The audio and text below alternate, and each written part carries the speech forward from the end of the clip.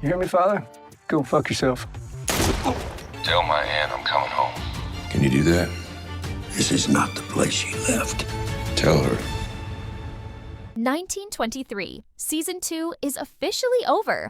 Another chapter in the Yellowstone world is over after 2 years. 3 countries, many battles, and horrible deaths. Or is it?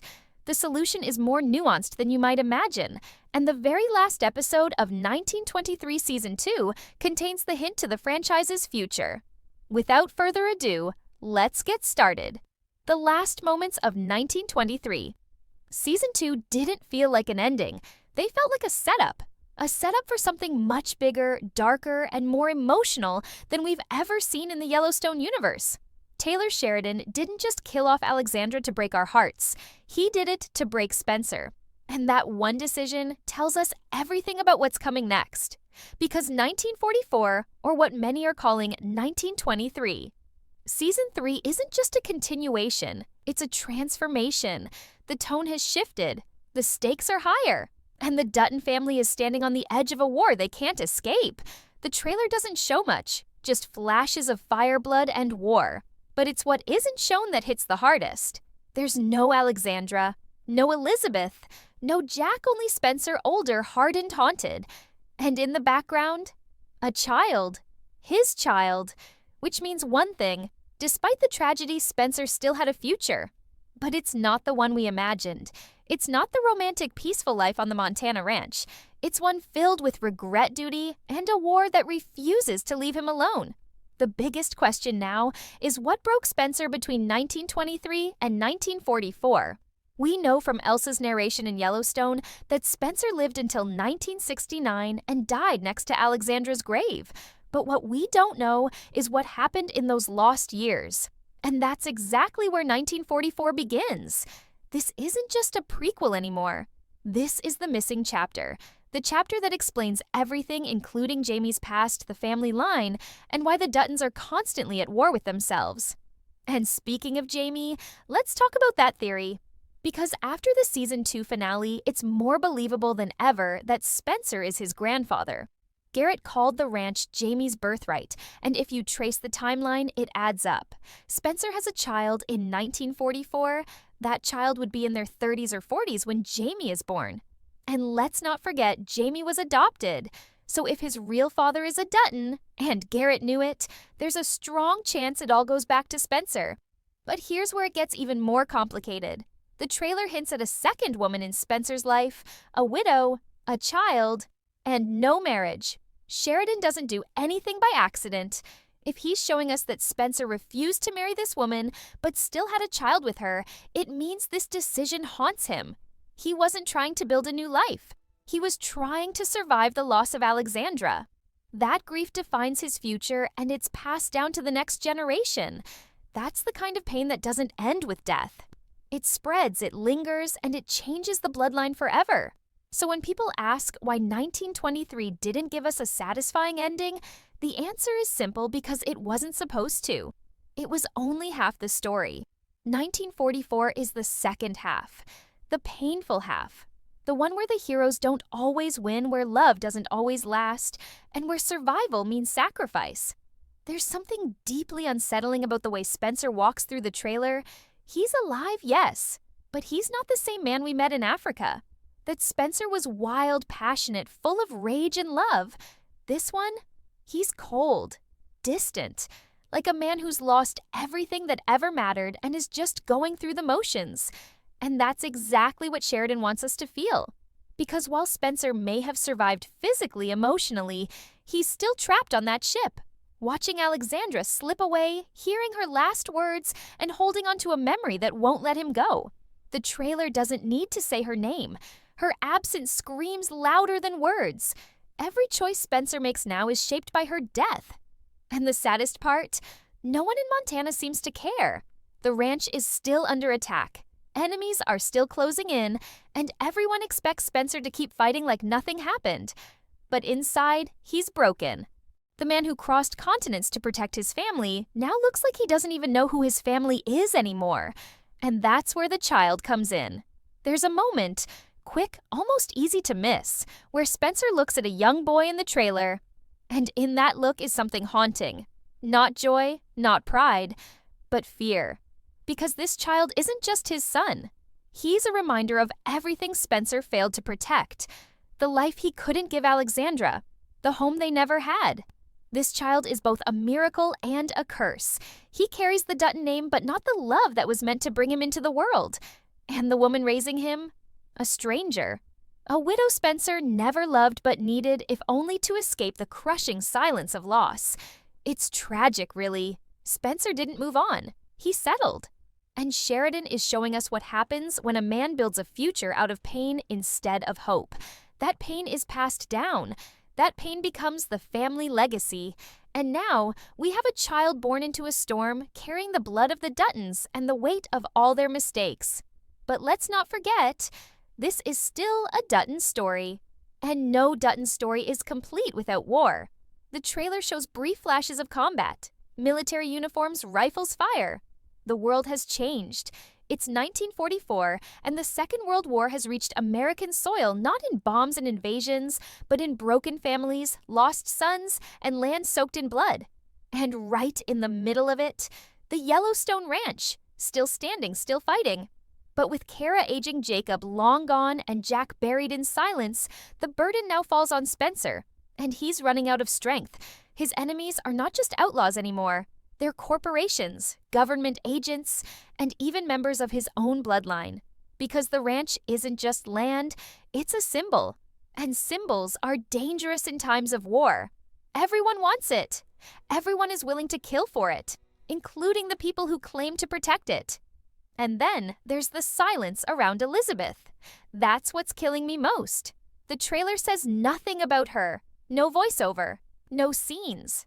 Nothing, which means one of two things. Either she's being kept hidden for a shocking reveal, or she's gone too. And if she's gone, then 1944 isn't just the story of Spencer's grief. It's the story of a bloodline that's being wiped out piece by piece.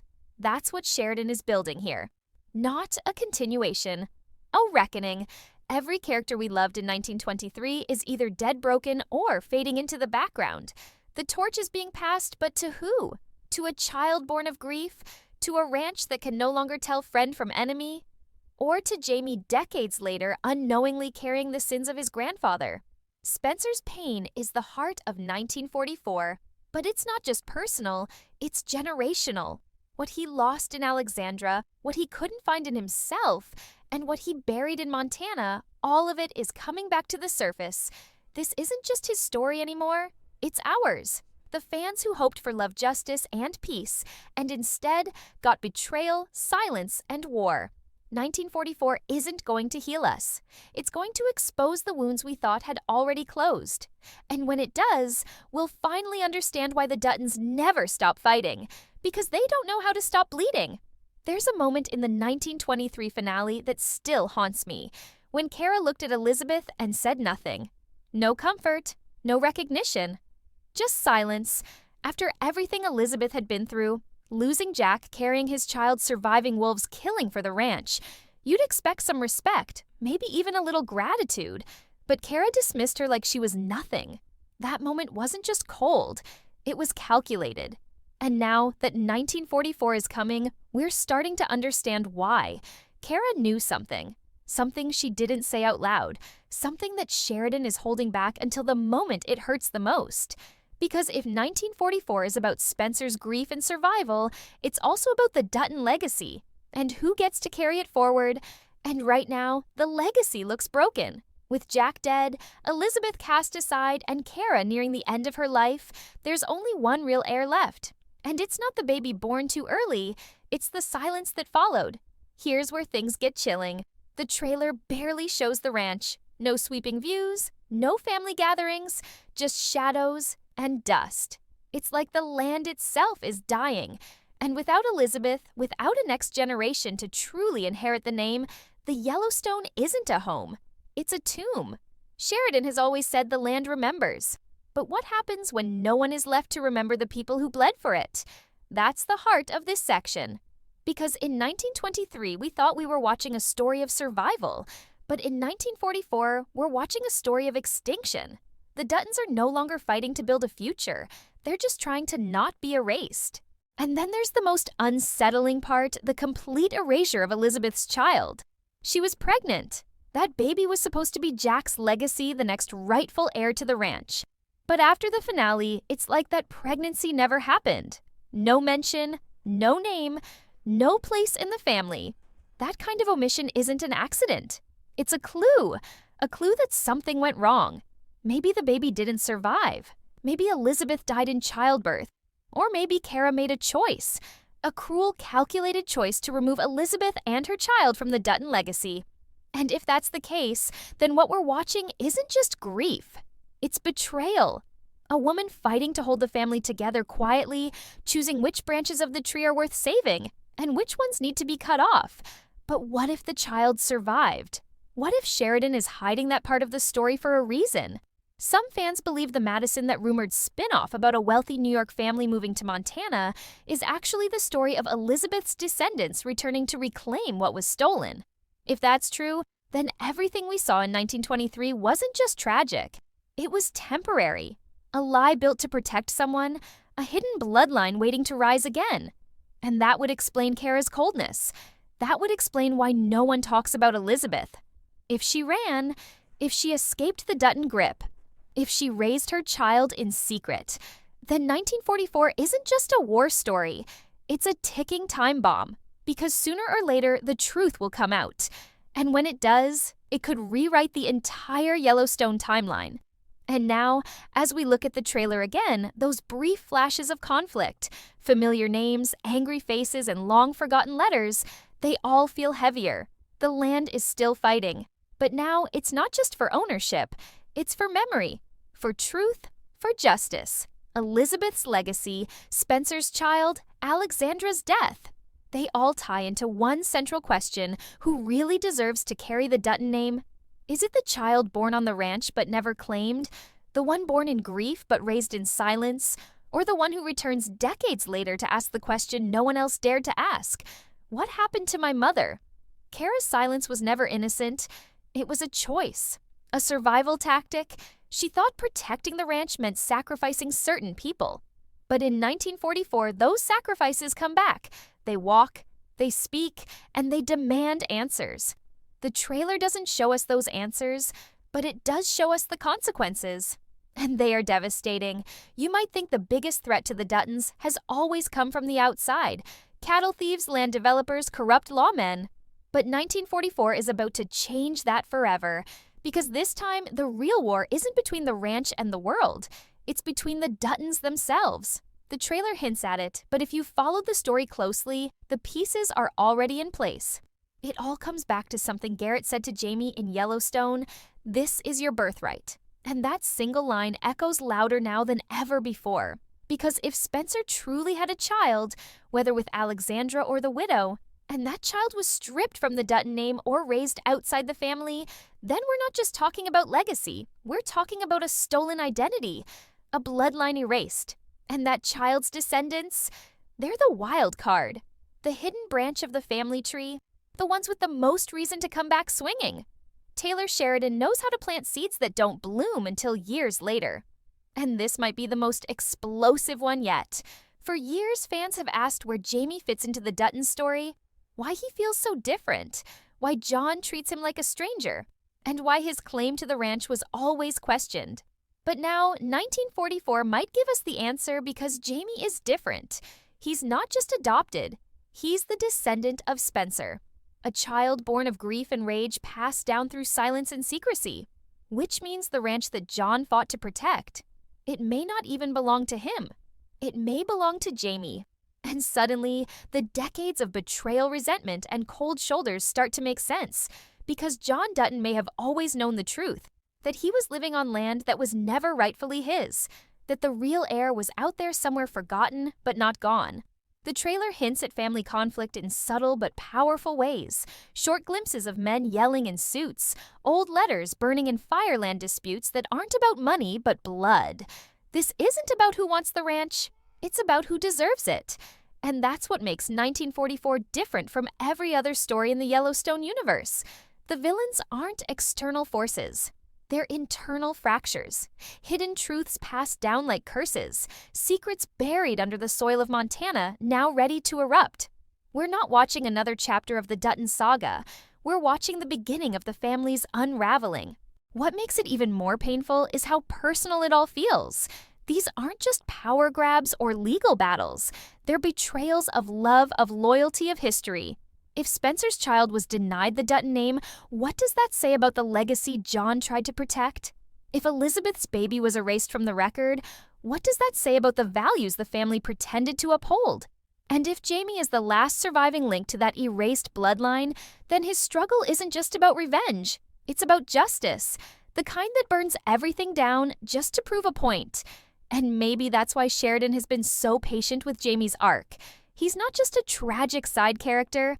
He's the key to unlocking everything. But here's the most chilling twist. What if John Dutton knew all along?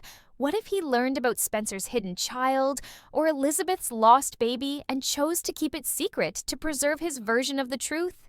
That would mean he is the real villain. Not because he fought to protect his family, but because he decided who was worthy of being part of it. That would reframe everything we've seen across all the series. Every loss, every war, every sacrifice. It wasn't about honor. It was about control. And in 1944, that control is slipping away. This is what the trailer is building toward. Not just a new season, but a full-blown reckoning. A blood war that stretches across decades. One that doesn't end in victory or peace, but in ashes. The Duttons may survive this, but they won't survive it together. Because the real threat isn't the government, or the neighbors, or the war outside. It's the war within. And it's been waiting for the right time to explode. It all leads to this, A Quiet Grave a Year. 1969, and a man Spencer Dutton sitting alone at the edge of it all. No guns, no ranch, no war, just memory. If you watched the end of 1923 closely, you already know where Spencer's story ends, at Alexandra's grave, decades after all the fighting, after the loss, after the silence. That final detail hit harder than any gunshot because it confirmed what we feared. Spencer never moved on. He lived, yes. He even had a child with another woman. But he never healed. He never loved again. Not the way he loved Alexandra. And now, as 1944 prepares to fill in the gap between that broken man and the young warrior we saw in Season 2, the question becomes what broke him? What happened between the hero who charged into Montana and the ghost who sat by a gravestone in silence? The trailer doesn't show Spencer's face for long, but when it does, it's different. Older, harder, haunted. This isn't the same man who fought off lions or crossed oceans for love. This is someone who's lost everything and blames himself for all of it. And maybe he should, because somewhere along the way, everything he fought for crumbled. Alexandra died. His child, whoever and wherever they are, was left behind. The ranch he bled for fell into chaos. And the family he thought he was saving, they forgot him.